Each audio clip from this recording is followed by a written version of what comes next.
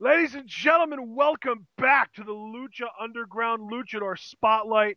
On our last episode, we covered Pimpinella Escarlata, had some different things for him or her, whatever you want to call her, to kind of do in season two. Talked about what she did in season one, and now we are moving on to her final that we know of trios partner in season one, Bengala, the man that kind of has the cat theme going on. John, what do you make of Bengala? Bengala, I really like his repertoire in ring. For one thing, I think he's very exciting, very fun to watch. I think the look is spectacular. Really like the aesthetic of the whole character. And the great thing about Bengala, at least as it relates to this video series, was he came in very late in the first season, and even though he did somewhat make an impact, he really wasn't around for much of it. So we actually have a really clean slate for season two to work with, and I think that leads to a lot of exciting possibilities for the character that I'm very interested to discuss with you here today. So it should be a Yeah, lot of fun. and that match that I was just referring to, the trios match, was actually Bengala's debut match. It was in episode 31, and it was the Disciples of Death versus Mascarita Sagrada, Pimpinella Escarlata, and Bengala. So that was our first taste of Bengala, and he was really enjoyable in that match, I thought. Yeah, absolutely. I think of that entire team, Bengala held his own the best, against the Disciples of Death. Yeah, Really, I mean, they always say you only have one chance to make a good first impression, and Bengala certainly did that in his debut. absolutely. But then we didn't see him again for another 5 episodes, and then in episode 36, we saw him in a singles match, and actually it was the only singles match that we saw him in all season. This was versus Delavar Davari, and I believe Big Rick unintentionally hit Delavar Davari and cost him this match, allowing Bengala to win. But not only did he win the match, he won an Aztec medallion to put him in the Gift of the Gods match as well. Yes, this was a Gift of the Gods qualifier. He beat Stella Vardavari thanks to Big Rick. So already I mean, it's very interesting. Bengala hasn't even been around that long, and immediately they're like, okay, we're putting you in Gift of the Gods. That, I think, speaks volumes about how Lucha Underground perceives Bengala to put him in a spot like that just so quickly. So yeah, I thought that was Well, very cool. I do happen to know for a fact, just based on interviews, that Chris DeJoseph is a big fan of Bengala. Because even back before Lucha Underground even started airing, even season one, I think he had an interview on the Jim Ross podcast, and he brought up Bengala then. That's amazing. And I think that really actually explains a lot and gives a lot of context because, again, knowing that Bengala only came in a short while ago before this and Yeah, then beats Davari to qualify for the match, yeah, I thought was huge. But, I mean, definitely the right decision. So, no complaints here. yeah. I think that Bengala is probably the biggest example of somebody that was not really around for much of season one that's going to have a really big role in season two. Yeah, I think he's going to do great things, but, because then after this, all he had was the Gift of the Gods match, right? Or did he have any other matches No, yeah, that besides was this? it. He only wrestled 3 matches, and it was the trios match against the Disciples of Death, this singles match against Delavar Davari to win the medallion, and then the 7-way match for the Gift of the Gods championship. How crazy is that? 3 matches and he made it to Ultima Lucha and the Gift of the Gods. Yep. Like, unbelievable. Yeah, yeah, he's a really good. He's really enjoyable in the ring. He does some things like my whole thing is like when I think of what a luchador is, my mind goes to more generic luchadors. Like to me, the most and I keep on saying generic luchador, and it makes me think of El Generico, but that's not what I'm saying. When I think of generic luchadors, I think of like Superfly. Like that to me is like the ultimate. Like that's the cookie cutter. That's just your cookie cutter luchador. You know what I mean? Yeah, absolutely. And I feel like Bengala does a lot of those things, but he also does a lot of more technical stuff that you wouldn't really expect from the generic luchador, as I've been saying. Yeah, I agree with you there. I do like that he seems to have a technical flair about him, which you really don't see a lot in the temple from the luchador, so I think that helps him stand out. Really, just to get the ball rolling and getting right into it, I think one feud that I would really love to see happen in Bengala's second season, probably towards the early start of it, maybe somewhat at the beginning of the middle of it. Definitely a feud with King Cuerno, I think, Yeah, just for the that's sake the of being first thing that appropriate. my mind goes to because I think Cuerno is probably going to go after Phoenix in the early goings of the season, and we talked about Yes. that. We talked about both of those guys actually. I think that after Phoenix, he would probably have some kind of like a non-gimmick feud, like maybe he goes after Puma or Cage or something like that. You wanted the Cuerno Cage feud, I know that. Yeah. But then I think that some point in like the mid-season, like mid to late season, like I would say like episodes somewhere in the range of like 16 to 30 ish, we could get a really good Cuerno Bengala feud.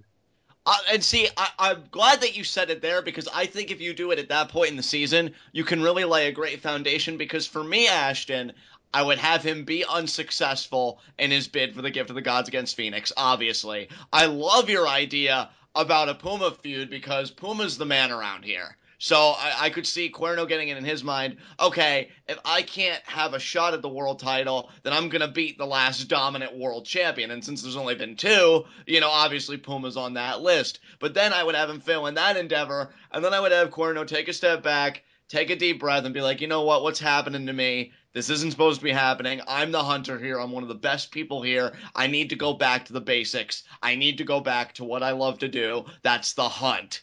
And then he looks at Bengala, who represents, of course, this Bengal tiger, this really beautiful and rare species. And he says, White that's it. Bengal. Exactly. That's it. That's the head I'm going to mount. Well, I mean, obviously he doesn't literally take masks. That was a fantasy booking I had for him very early on. But, that's the guy that I'm just going to denigrate and humiliate and make my prey. So that's what I would make Bengala for Cuerno is this chance to really get back in the game, to get everything established again. So really, for me, I would have this be like a must-win kind of feud for Cuerno. This way, it makes sense for these two guys, to be in the same ring together. Right now, I just see them at two different levels, but I see Bengala's profile being raised considerably this season. John, I think you brought up masks. I think that if he's going to unmask anyone, Bengala actually does make sense because we already know that Bengala is played by Ricky Marvin. Yes, exactly. So that would actually make sense if Cuerno was to get kind of the heel rub for unmasking someone.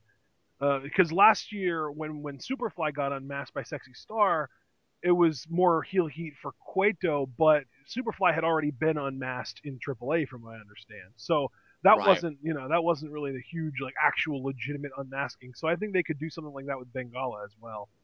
No, I agree. I definitely see a lot of possibility there. I think that would be a very cool moment, for Cuerno to do. And then just keeping it on Bengala. I think obviously, of course, Bengala. I don't know if I'd have him like truly be unmasked or not. If he does, obviously I would have him get his redemption in the end. And if like he was able to avoid it, well, again, the babyface still wins.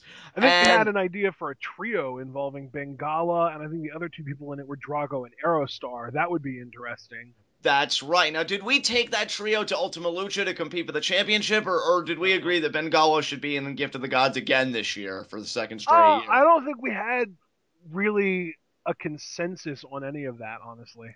See, Because I because know that's that it yeah, got brought up that they would go after the trios titles, but it was never mentioned in the context of Ultima Lucha. right. See, because honestly, I don't know. I mean, do you think that a King Cuerno feud would have enough mileage to go to Ultima Lucha? Because there's something about Bengala doing Gift of the Gods two Unless years you in a did row. the mask versus mask match at Ultima Lucha, I could see that. You know what? Maybe I would do that because there is something about doing Ben. I mean, I know it's terrible, but I think I might even just leave Bengala off of my Ultima Lucha card. That's not to say that he's not talented enough to be on Ultima Lucha or anything like that. That's just like there are so much more going on, and there's only so much you can do with the Tiger gimmick.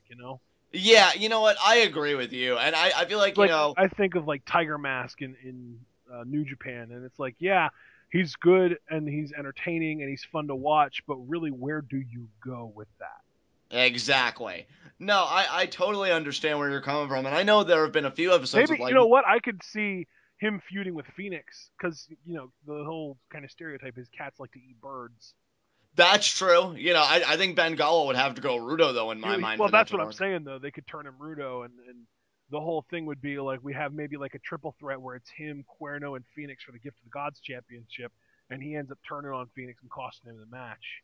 Right. I mean, I definitely see where you're coming from about potentially leaving him off the card because I know there have been some undercard episodes recently where you and I are just like, okay, that's how far they go. there really is no Ultima Lucha, because if we're being realistic, only so many people can get a spot on that card with the way that Lucha Underground operates and the way that it's structured. So I don't think there's any shame in keeping him off the card. That doesn't mean that he can't have a fruitful season nonetheless. I mean, we've given him a King Cuerno feud. We've got him in a trios team, because I know we did talk about that, Aerostar and Drago. They could even have a bid for the championships, like a match or two. And then, yeah, I do like the idea of maybe just something. Maybe he is kind of sick of where he is, and maybe the Cuerno feud didn't go exactly as he wanted it to, or whatever. He goes Rudo and he goes after Phoenix. I like those ideas, and yeah, it doesn't even have to culminate into an Ultima Lucha for it to be a successful season. So I like that. Yeah, yeah, that's good. Um, so do you want to keep him Technico for the entire season, or do you think that a Rudo turn could help? I think a Rudo turn would be I think interesting. it would make it easier to get more mileage out of him. Yeah. Yeah, and plus, I mean, tigers, I mean, they're always at least perceived, like, in a lot of media, as, like, these vicious creatures when they need to be. So, to me, we could definitely play around with that theme. And again, like you said, it's all about that mileage. To Right. me, it can only go so far as a Technico when you've got other Technicos in the same system that are just so far above you. But I think as a Rudo, you can serve as kind of that hand, that works with the Technicos that are just coming up, or maybe you're that guy that is kind of like that upper card filler every once in a while. Yeah, that's the kind of role I see for Bengala, and I think it's a fine role to be in. So it's going to be very interesting to see how a second season plays out. Yeah, absolutely. All right, guys. Well, I mean, it's a little bit of a shorter episode, but I feel like we've done a lot, just kind of exhausted the logical stuff as far as what we can do with Bengala in season two. What would you say, John? I completely agree, my friend. All right. Well, that being said, our next episode is going to be Marty the Moth Martinez, and of course that'll be on Tuesday. But it's also worth noting that are we doing this Thursday or Friday, John? I don't know what were we gonna tell him. The year end awards that we're going to be doing. I'm thinking you want to do that Thursday. Thursday sounds good to me. Thursday sounds good. We'll do that instead of a Luchador spotlight on Thursday, Okay. and Okay, that sounds good. our final Luchador spotlight on a week from today, next Saturday, will be Prince Puma, and that'll be the final spotlight that we do. Oh man, it's gonna be amazing, you guys. Yeah, absolutely. But until then, we are not coming back for Raws until I told someone on this on Twitter, and I just want to make sure that everybody that watches our videos knows our first Raw Twit Wow back will be Monday, January 11th. Yeah, so mark it down on your calendars. Raw Twitwell returns January 11th. Oh boy, is it going to be interesting. I'll also say that if the Raw that happens on January 4th is worth talking about, we might decide to do that. But the biggest reason that we wanted to skip that one is because there's a really good chance that they're going to do some kind of New Year's special. Oh god, yeah, I really don't care But for those. there was also, I mean, a few years ago, I want to say 2012 or maybe 2011, where they did a really good New Year's thing where they had basically like a half of a pay-per-view happen on an episode of Raw that was the first one of the year, where they had like Miz versus Morrison for the title and that kind of stuff. So if that kind of thing happens, if they do like a little mini pay-per-view as the first show of the year, we'll probably talk about it. Otherwise, expect us back on the 11th. Absolutely. But hey, that's not all we do though, because don't forget, obviously I already mentioned Tuesday we'll be talking about Marty the Moth Martinez and his sister. Don't forget that the sister is going to be, I think, the more interesting part to talk about there.